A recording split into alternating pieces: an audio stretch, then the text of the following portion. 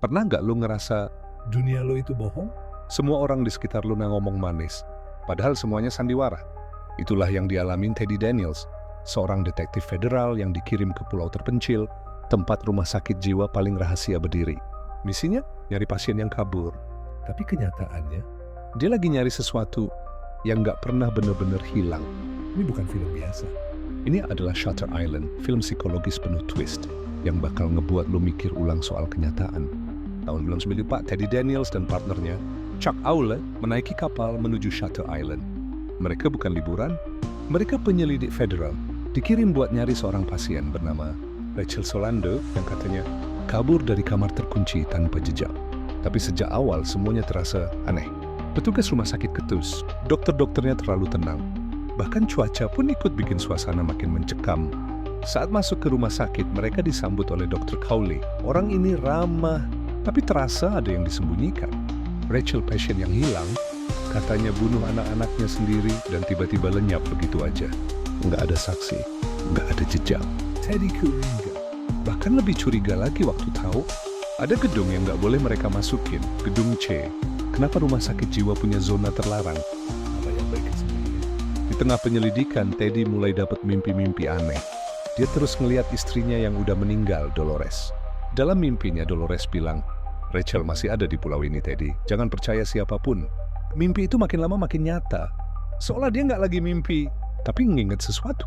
Tapi apa?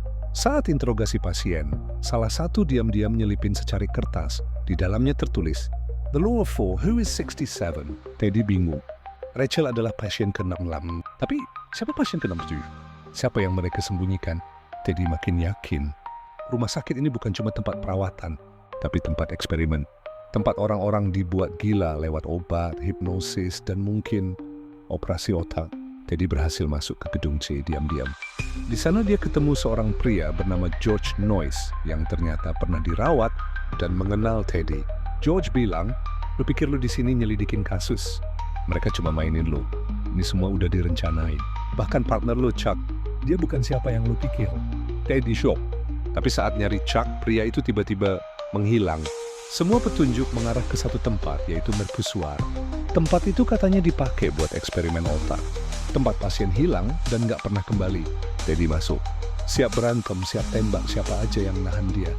Tapi yang dia temuin bukan senjata, bukan alat eksperimen. Yang dia temuin adalah kebenaran. Dr. Cowley muncul dan bilang hal yang nggak masuk akal. Teddy bukan penyelidik. Nama aslinya Andrew Laedis. Dia adalah pasien paling berbahaya di pulau itu. Chuck bukan partner FBI, tapi psikiater pribadi Andrew. Selama 2 tahun, Andrew hidup dalam delusi bahwa dia seorang detektif. Kenapa? Karena dia nggak bisa terima kenyataan. Istrinya bunuh anak-anak mereka. Dan Andrew membunuh istrinya sendiri.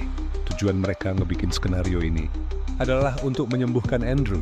Dengan harapan kalau dia sadar, mereka nggak perlu lobotomi dia. Dan akhirnya Andrew sadar. Dia duduk di taman, terlihat tenang. Tapi dia lalu nanya ke Chuck. Mana yang lebih baik ya? Hidup sebagai monster atau mati sebagai orang baik? Chuck kaget. Apakah Andrew berpura-pura gila lagi? Biar dilobotomi dan lupa segalanya? Film pun berakhir. Meninggalkan satu pertanyaan di kepala semua penonton. Apa lebih enak lupa daripada hidup dalam rasa bersalah? Gimana menurut lo? Apakah Andrew udah sembuh?